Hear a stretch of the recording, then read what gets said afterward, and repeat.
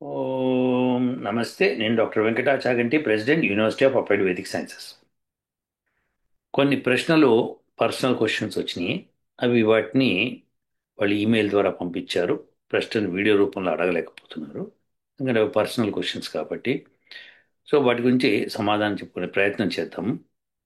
అలానే అరుణాచలంలో మన విక్రమాదిత్య శ్రీనివాస్ రెడ్డి, ఆయన మన యూనివర్సిటీ స్టూడెంట్, అరుణాచలంలో మంచి హోమం అది చేశారు కార్తీక పౌర్ణమి సందర్భంగా. ఆ సందర్భంలో ప్రకృతి పరవశించి మంచి వర్షం కూడా పడింది. సో అది వారు చెప్తూ అతివృష్టి అనావృష్టి రెండిటికి యజ్ఞం ఎలా పనిచేస్తుందని చూపించారు. అతివృష్టిని నివారించడానికి యజ్ఞమే, అనావృష్టిని నివారించడానికి యజ్ఞమే. ఈ రెండింటిని చక్కగా మేడవించి చూపించారు. అది మొదట మనం చూద్దాం, చూసి ప్రశ్నలోకి వెళ్దాం. మంచి యజ్ఞకుండం ఏర్పాటు చేశారు, చక్కగా ఇటుకలతో కన్స్ట్రక్ట్ చేశారు. వెడల్పు పొడుగు లోతు సరిగ్గా పెట్టుకున్నారు. సో ఇది అరుణాచలం పైన కొండపైన అనుకుంటా. సో చక్కగా కార్పెట్ అవి వేసి జనాలు కూర్చుని వీలుగా మెట్లు మెట్లుగా లోపల చక్కగా కట్టారు. బాగుంది, అద్భుతంగా ఉంది. సో దీనిలో ఇప్పుడు హోమం చేయబోతున్నారు వాళ్ళు. చూద్దాం ఎలా చేశారు.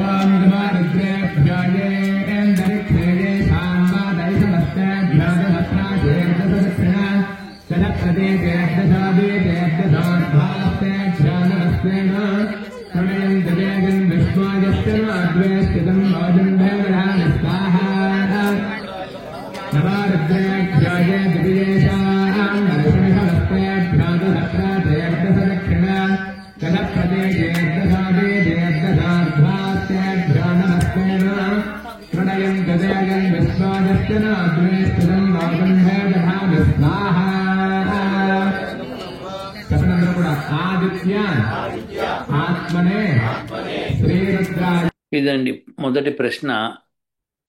డిస్లెక్సియా డిస్లెక్సియా అనే డిసీజ్ ఉంది మా పాపకి. Qualities of this issue: very hyper, చాలా హైపర్గా ఉంటుంది. Unable to read and right fluently the basics like the alphabets. చిన్న చిన్న అక్షరాలు కూడా రాయడానికి చేత కావట్లేదు. At the time we need to SIT beside, all the time we need to SIT beside. అంటే ఎప్పుడు ఆ పాప పక్కనే కూర్చోవాల్సి వస్తుంది. వెరీ హైపర్గా ఉంటుంది. Unable to read and right fluently, సరిగ్గా రాయలేకపోతుంది, చదవలేకపోతుంది ఫ్లూయెంట్గా అని ఆయన చెప్పుకొచ్చారు. ఈ ప్రశ్నకి మనం సమాధానం చెప్పుకుందాం. వేదపరంగా ఏమన్నా ఉన్నాయా ఇష్యూస్? వేదంలో మనకి మంత్రాలు ఉంటాయి. వేదమంతా మంత్రాలే. అయితే మంత్రాల్లో మంత్ర పఠనం మూలంగా చాలా మటుకు ఇట్లాంటి డిసీజెస్ కనుమరుగైపోతాయి. మంత్ర పఠనం చేయాలి అంటే పిల్లలకు నేర్పించగలగాలి. ఆ మంత్రాన్ని పఠించేటట్టు చేయగలిగితే ఆటోమేటిక్గా ఈ డిఫరెన్సెస్ అన్నీ పోతాయి. Number one. నంబర్ టూ, సంస్కృతం నేర్పించండి. సంస్కృతం మాట్లాడడం, ఆ, తర్వాత చదవటం ఇలాంటివి నేర్చుకుంటే బాగుంటుంది. ఇంకా చదవటం అది కష్టమైనప్పుడు మాట్లాడడం నేర్పించాలి.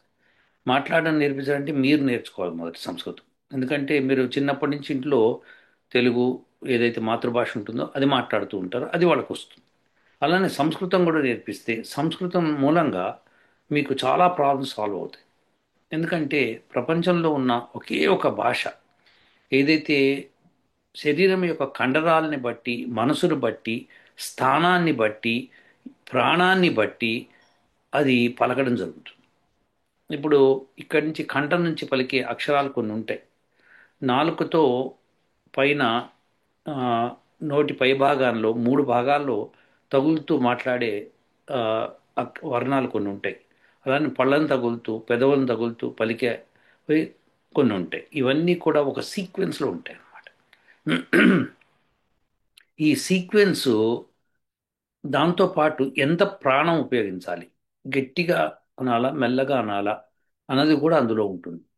అలానే హ్రస్వం ఉండాలా, దీర్ఘం ఉండాలా, ప్లుతం ఉండాలా. అంటే హ్రస్వం అంటే ఇప్పుడు అ అన్నాం అనుకోండి, అది ఒక మాత్రలో అంటాం. ఆ ఇది రెండు మాత్రల్లో అంటాం. అలానే ఆ ఇది మూడు మాత్రల్లో అంటాం. ఇలా రకరకాలుగా ఈ సంస్కృతంలో ఉంటుంది. ఇవి నేర్చుకోవటం మూలంగా మనిషిలో చాలా మార్పు వస్తుంది. ఇది మీకు శిక్షా శాస్త్రము అంటారు.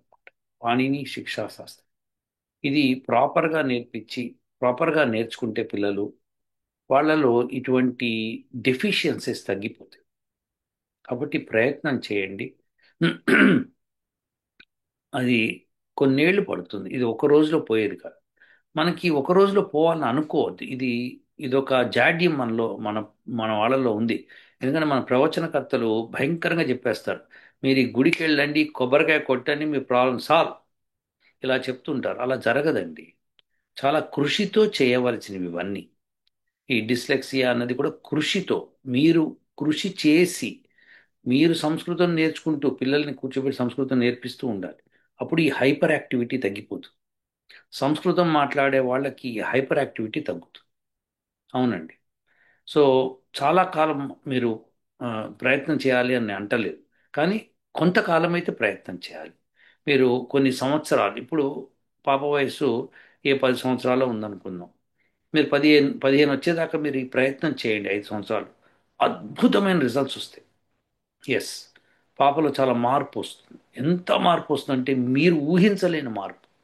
అద్భుతమైన భాష, అద్భుతంగా రాయటము, చదవటము అన్నీ వచ్చేస్తాయి. వాళ్ళ ఫోకస్ పెరుగుతుంది. హైపర్ ఎందుకుంటారంటే ఫోకస్ ఉండకపోవడం వల్ల. సో ఇప్పుడు ఫోకస్ కుదురుతుంది. ఫోకస్ కుదిరినప్పుడు దాన్ని తదేకంగా చేయగలుగుతారు అన్నమాట. సో ఈ డిస్లెక్సియాకి ఒకటే మార్గం, వేద మంత్ర పఠనము, అలానే సంస్కృతం నేర్చుకోవడం. మరి ఏ మంత్రం జపించాలండి, ఏ మంత్రం పఠించాలి? ఇప్పుడు ఆ పిల్లలు కూర్చొని పఠించరు. మనం పఠిస్తూ ఉంటే వాళ్ళకి వస్తుంది అది నోటికి. అలా వచ్చినప్పుడు వాళ్ళు పఠించడం మొదలు పెడతారు. మనం పఠించాలి గట్టిగా. మనమే ఇంట్లో ఆ మంత్రాన్ని జపిస్తూ పఠిస్తూ ఉండాలి. జపించడం లోపల, పఠించడం బయట. ఇలా చేస్తే పిల్లలకి వస్తుంది. ఆ పిల్లలకి ఆ మంత్రము అలా వచ్చేటట్టు చేయండి. చేస్తే ఆటోమేటిక్గా వాళ్ళ శక్తి వస్తుంది. వాళ్ళు ఆ మంత్రాన్ని పఠించగలుగుతారు. ఇదొకటి. ఉదయము సూర్యోదయం కంటే ముందరే నిద్ర లేపటం, కూల్ వాతావరణంలో శుభ్రంగా కార్యక్రమాలు ముగించుకొని ఒక్క 2 నిమిషాల నుంచి మొదలు పెట్టండి. పెట్టి ఆ ఆ మంత్ర పఠనం అది చేస్తూ రోజు అట్లా పెంచుకుంటూ పెంచుకుంటూ పెంచుకుంటూ ఒక నెల రోజులు 2 నిమిషాలు చేయండి. ఆ తర్వాత నెల 2:30 నిమిషాలు చేయండి. అలా మీరు సంవత్సరం అయ్యేటప్పటికి ఒక 5-10 నిమిషాలకు వస్తారు. అలా ప్రతి సంవత్సరం మీరు పెంచుకుంటూ పోవచ్చు అన్నమాట. అలా వీలైతే తొందరగానే పెంచండి. కానీ వీలు కాని పక్షంలో చెప్తున్నాను, మినిమంలో మినిమం చేసుకుంటూ వెళ్ళాలి. ఇది చేస్తే తప్పకుండా మీకు పాపలో మార్పు కనిపిస్తుంది. మీరు సంస్కృతం నేర్చుకోండి. మీ పిల్లలకి నేర్పించండి. తప్పకుండా నేర్చాలి. మీరు నేర్చుకుంటేనే ఇది సాధ్యము, లేకపోతే సాధ్యం కాదు. సో ఇంకా మెడికల్లీ మీరు మెడిసిన్స్ అవన్నీ వాడుతూనే ఉంటుంటారు. అది నాకు తెలియదు, అది వాడటం అన్నది మంచిది కాదు. ఎందుకంటే బ్రెయిన్కి సంబంధించినవి మెడిసిన్స్ వాడకూడదు, నా లెక్క ప్రకారం. ఇది నా ఒపీనియన్. సో అది మీ ఇష్టము. నేనైతే దీని మీద ఆధారపడతాను. చాలామందికి అర్థం కాని విషయం ఏంటంటే, చాలామంది పిల్లలు ఇట్లా హైపర్గా ఉన్నా చాలా ఇంటెలిజెంట్గా ఉంటారు. వాళ్ళకి దాన్ని, ఆ ఫోకస్ని తీసుకొచ్చి స్ట్రెయిట్ లైన్లో పెడితే ఆటోమేటిక్గా మంచి రిజల్ట్స్ వస్తాయి. ఇది ఇంకో ప్రశ్నకి వెళ్దామండి. మరి మంత్రం ఏదైనా అడుగుతారు, నాకు రాయండి, మీకు మంత్రం పంపిస్తాను. ఆ, ఒక వ్యక్తి బెంగళూరులో ఉంటారు. వారు నాకు ఈ ఇమెయిల్ పెట్టారు.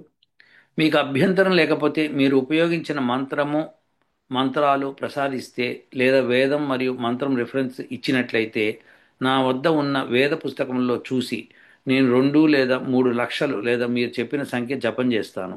మరియు మీరు ఇలాంటి విపత్కర పరిస్థితుల నుంచి బయటపడడానికి తలపెట్టినప్పుడు వీలైతే నేను కూడా ప్రదేశానికి వెళ్ళి మీ టీంకి నా వంతు సహకరించడానికి ప్రయత్నిస్తాను.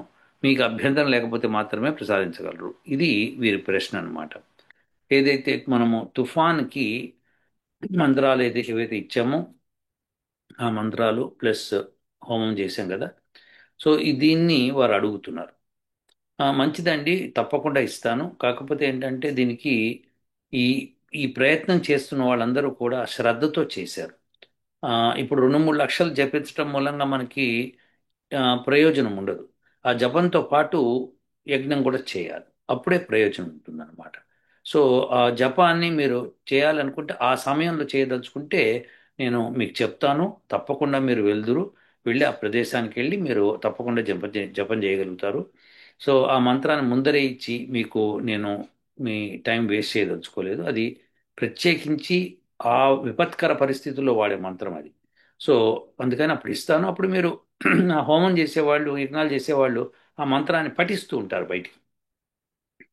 మీరు కూడా ఆ మంత్రాన్ని పేపర్లో చదువుకుంటూ ఆ మంత్రం అర్థం చేసుకొని మీరు పఠించవచ్చు. అలా మీరు జపం కూడా చేయొచ్చు. అప్పుడు నెక్స్ట్ టైంకి మీకు పనికి వస్తుంది అనమాట. సో తప్పకుండానండి, మీరు నాకు ఈమెయిల్ పెట్టండి ఈసారి. తప్పకుండా చేస్తాను. ఎప్పుడైతే విపత్కర పరిస్థితి వస్తుందో, మనం చేస్తున్నాం ఫలానా ప్రాంతంలో ఉన్నప్పుడు, మీరు ఆ ప్రాంతానికి వెళ్ళి వాళ్ళకి సహకరిస్తూ మీరు కూడా మంత్రాన్ని జపించవచ్చు. తప్పకుండా ఇస్తానండి. అది చేయాలి, కానీ ఎప్పుడు పడితే అప్పుడు ఇచ్చేది కాదు, ఎలా పడితే అలా ఇచ్చేది కాదు, ఏ సమయంలో పడితే ఆ సమయంలో చేసేది కాదు.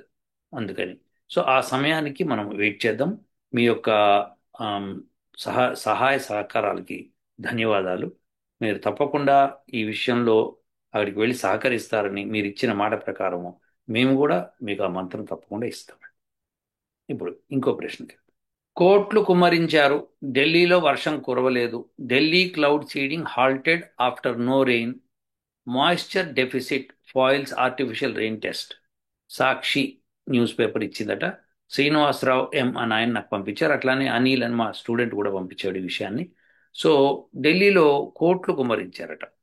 కుమ్మరించిన ఐఐటి వాళ్ళు ఎవరో చేశారట ఎక్స్పెరిమెంట్. క్లౌడ్ సీడింగ్ అని చెప్పి చేశారు. వర్షం కురవలేదు. వర్షం కురవలేదు కాబట్టి ఇంకా అది మనకి పొల్యూషన్ పోలేదు. సో ఏం చేద్దాం? మేము 5 సంవత్సరాల నుంచి చెప్తున్నాం. ఢిల్లీ చీఫ్ మినిస్టర్ అరవింద్ కేజ్రీవాల్ ఉన్నప్పటి నుంచి చెప్తున్నాం. వాళ్ళకి రాశాను ఈమెయిల్. మేము చేయగలము, మేము చేసి చూపిస్తామని చెప్పినా కానీ మనకు అవకాశం కాదు కదా, కనీసం చర్చించడానికి పిలవలేదు. సో అంటే ఏంటి అర్థము? వాళ్ళకున్న నాలెడ్జ్ అది. వాళ్ళు దేన్ని నమ్ముతారో దాన్నే చేస్తారు. వాళ్ళు ప్రజలకు ఏది మేలో అది చెయ్యరు, వాళ్ళు నమ్మింది చేస్తారు. అది ప్రాబ్లం అన్నమాట. సో ఇప్పుడు యజ్ఞాలు చేయడం మూలంగా పొల్యూషన్ పోతుందని అనేక పేపర్లో నేను పబ్లిష్ కూడా చేశాను. అయినా దానికి ముందుకు రాదు. ఎందుకంటే ఇది ఒక ఆచారము, ఇది ఒక మతము, ఇది హిందూ మతము, ఇలా తీసుకుంటారు వీళ్ళు. సో ఆ జ్ఞానం వాళ్ళకి లేదు. ఇది సైన్స్ అన్న జ్ఞానం వాళ్ళకి లేదు. అది రానివ్వరు కూడా ఈ నాస్తికులు. ఇప్పుడు ఐఐటీలో చదివే ప్రొఫెసర్లు కానీ ఉండే ప్రొఫెసర్లు కానీ కొంతమంది నాస్తికులు ఉంటారు. వాడు అవన్నీ త్రాష్ అంటే అవన్నీ మనం పట్టించుకోకూడదు అది అని చెప్పి వాళ్ళు కొట్టేస్తారు. న్యాచురల్లీ వాళ్ళు ఆ పొజిషన్లో ఉన్నారు కాబట్టి వాడు చెప్పింది వీళ్ళు వింటారు. సో అది తప్పదు. సో మీరు కూడా ప్రయత్నం చేసి, మీరు ఇప్పుడు నాకు పంపించారు, అందరూ ఢిల్లీ చీఫ్ మినిస్టర్కి రాయండి. ఇప్పుడు ఈ వీడియో చూస్తున్న వాళ్ళందరూ కూడా ఒక ఈమెయిల్ ఢిల్లీ చీఫ్ మినిస్టర్కి రాయండి. ఇలా university of applied Vedic sciences వాళ్ళు ఢిల్లీలో పొల్యూషన్ పోగొట్టగలరు, ఇది మాకు నమ్మకం ఉంది. వాళ్ళు అనేక సార్లు చూపించారు. ఇప్పుడు మొన్న ఆ, మాంతా తుఫాన్ని కూడా దాని డైరెక్షన్ మార్చగలిగారు, ఆ ఎఫెక్ట్ మాకు పడకుండా చూడగలిగారు అని చెప్పి మీరు రాయండి. మీరెవరు రాయరు. మీరందరూ ఏంటంటే ఎక్స్పెక్ట్ చేసేది ఏంటంటే మహేష్ బాబుని ఎక్స్పెక్ట్ చేస్తారు. అంటే మనం అంతా కూర్చుంటాం, మహేష్ బాబు వస్తాడు, ఫైట్ చేస్తాడు, వెళ్ళిపోతాడు, మేమంతా సేఫ్. ఇలా చేయకూడదు. మీరు కూడా పార్టిసిపేట్ చేయాలి దీనిలో. మీరు కనీసం ఈమెయిల్ పెట్టలేరా ఢిల్లీ చీఫ్ మినిస్టర్కి, ఎన్విరాన్మెంట్ మినిస్టర్కి? ఒక ఈమెయిల్ మీకు ఒక పైసా ఖర్చు కాదు. రాసి చక్కగా ఒక డ్రాఫ్ట్ చేసుకోండి. చేసుకొని మీరు తెలుగులోనో దీనిలోనో రాసుకొని దాన్ని ఇంగ్లీష్లో ట్రాన్స్లేట్ చేయండి. చాట్ జీపీటీని అడిగితే ట్రాన్స్లేట్ చేస్తుంది, ట్రాన్స్లేట్ చేసి ఇస్తుంది. లేకపోతే ఎవరన్నా మంచి ఇంగ్లీష్ టీచర్ ట్రాన్స్లేట్ చేయించుకోండి. చేయించుకొని ఈమెయిల్ పెట్టండి. ఈ మాత్రం కృషి మీరు చేయలేకపోతే ఎలా అవుతుందండి చెప్పండి? నాకు పేపర్లో న్యూస్ వచ్చిందని నా మొహాన పడేస్తే ఏమైతే చెప్పండి? ఏం కాదు. నేను ప్రయత్నం చేసి ఎన్నో ఈమెయిల్స్ పెట్టాను. కానీ ఎంతమంది ఎక్కువ మంది పెడితే వాళ్ళకి ప్రతిరోజు అదే ఈమెయిల్ వస్తుంటే university of applied Vedic sciences వాళ్ళు చేయగలరు అని వాళ్ళకి ఎప్పుడైతే ఈమెయిల్స్ వస్తూ ఉంటాయో అప్పుడు కనీసం ఒక్కసారన్నా వాళ్ళ బుద్ధి పనిచేయడం మొదలు పెడుతుంది. ఎప్పుడో పెళ్ళాం ఇంట్లో టక్ మన ఐఏఎస్ ఆఫీసర్ నెత్తి మీద కొడుతుంది, వెంటనే పని చేస్తుంది అనమాట. వాడు పని చేసి అప్పుడు అర్రే ఇదేదో ఉందంట కదా అని చెప్పి ముందుకు వస్తాడు. లేకపోతే ఆయన ఐఏఎస్ ఆఫీసర్, నేను కలెక్టర్, నేను సెక్రటరీ, నేను ఎవడి మాట వినా, వాడి మాట వాడే వెండు. సో ఇలా ఉంటాయన్నమాట. వాళ్ళు ప్రజల క్షేమం కోసం ఇది ఉందా, ఛాన్స్ ఉందా, వచ్చి చర్చించండి, మాతో వచ్చి మాట్లాడండి, మీరు ఎలా చేస్తారో చెప్పండి, మాకు నమ్మకం కలిగించండి అని కనీసం ఆహ్వానించాలి. అలా ఆహ్వానించలేని పరిస్థితుల్లో మనం ఏం చేయగలుగుతాం చెప్పండి? ఏమి చేయాలి. కాబట్టి మీరందరూ కూడా, మీరు ఈ ఈ ఈ వీడియో చూస్తున్న వాళ్ళందరూ కూడా ఢిల్లీ సీఎంకి ఉంటుంది. మీరు ఇంటర్నెట్లోకి వెళ్ళి ఢిల్లీ సీఎం ఈమెయిల్ అడిగితే వస్తుంది. అందులో మొత్తం ఆ, ఢిల్లీ గవర్నమెంట్ వాళ్ళ వెబ్సైట్ వస్తుంది. దానిలో ఉంటాయి అందరికి, ఐఏఎస్ ఆఫీసర్, ఐపీఎస్ అందరికి పెట్టండి. పెట్టి ఇది సాధ్యమండి అని చెప్పి మీరు వాళ్ళకి ఈమెయిల్ పెట్టండి. పెడితే అందరూ రాయడం మూలంగా కొన్ని వేల ఈమెయిల్స్ వస్తే వాళ్ళు తప్పకుండా వాళ్ళ బుర్ర పనిచేయడం మొదలు పెడుతుంది. అప్పుడు మనం అలా చేయించి ఒక మాట చాలా కృషి చేస్తే కానీ మంచి పనులు జరగవు. అవును. మీరు సినిమాల్లో చూస్తూ ఉంటారు, హీరోని ఎవరో బ్లేమ్ చేస్తారు. బ్లేమ్ చేస్తే అతను కింద మీద పడి కొన్ని సంవత్సరాలు కష్టపడి అవి ఇవి సాక్ష్యాలు సంపాదించి అప్పుడు కానీ తన నేమ్ క్లియర్ చేసుకో, అంత కష్టపడాలి మంచివాడు. సో చెడ్డవాడికి అలా అక్కర్లేదు. ఇలా అంటే పనులు అయిపోతుంటాయి. ఎందుకంటే చెడు ఎక్కువగా ఉంటుంది, చెడు తొందరగా ప్రబలుతుంది, ఎందుకంటే ధనంతో కూడుకున్నది అది. మంచి అలా కాదు, జనాలకు మంచి చేయడం. జనాలకు మంచి చేయడం అంటే ఈ రాజకీయ నాయకులకి మంచి అనిపించదు. ఉమ్మ్. మాకేంటి, మాకేంటి అన్నది చూస్తారు. సో ఇప్పుడు ఈ ఈ ఈ యొక్క ఆమ్, ఏవైతే ఉన్నాయో ఏదైనా శాంక్షన్ చేయాలంటే మాకేంటి, ఇలా ఆలోచించే వాళ్ళతో మనం ఎలా చేస్తాం చెప్పండి? కాబట్టి ట్రై చేద్దాం, మీరందరూ ప్రయత్నం చేయండి, తప్పకుండా సఫలీకృతం. ఇప్పుడు ఇంకొక ప్రశ్న.